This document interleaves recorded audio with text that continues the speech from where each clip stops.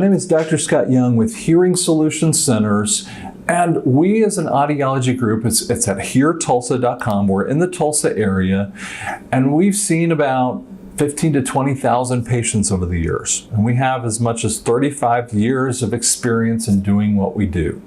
So you can come and see us anytime. Remember, subscribe at the end of this video or anytime during it so that you can kind of know a little bit more about it.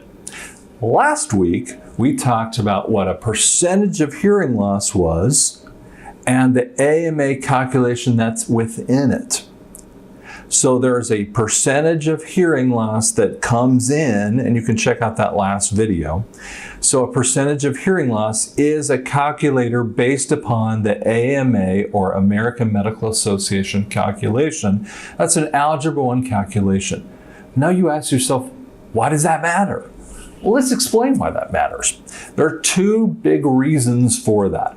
Number one is workman's comp, and number two is for the VA, and that's the subject of this week.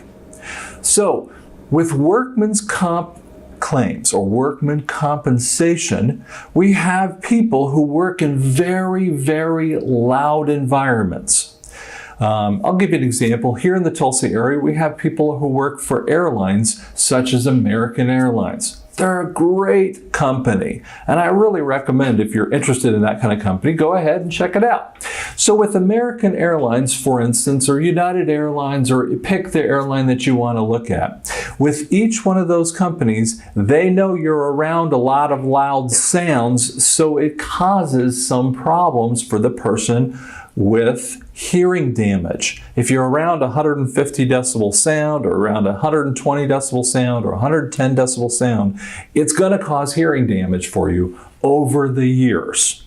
And so we have this potential for a patient who starts at 25 years old or 18 years old and then retires at 65 years old and has had 40 years, 50 years of hearing problems. And some of these companies actually build in an insurance policy just to compensate that employee, knowing that workman's comp is going to be an issue, and it will pay for hearing aids. And that's a really good company. The other way that people have to do that is they have to go and sue that company. And I'm not asking for you to sue companies. I really hate that idea. But sometimes we have to go through the legal claim to make sure that we get compensated for our hearing. Now, I'm not a lawyer and I'll play one on TV, but lawyers will tell you soft tissue injuries are very hard to get dealt with. Now, how do they look at that? You remember we talked about AMA calculations? Well, when we do a workman's comp claim, and we can do those in our office at heartulsa.com, when we do those kinds of claims, we have to know that up front that it's a workman's comp. And so we will do the calculator, we'll write up the report and send it off to the insurance company, to the company, or to the third-party administrator, whatever that might be, or maybe the lawyer in that case. And so we have workman's comp claims. So as I mentioned to you last week, if for 25 decibels, up to the 25 decibel range, and then everything above it with the calculator comes up with your percentage. So you might come up with a 12% hearing loss. It doesn't look exactly like you see it on your test result. You say, why is that the case? Because these are national standard points. So it's not my thing. It's the national standards that they work within.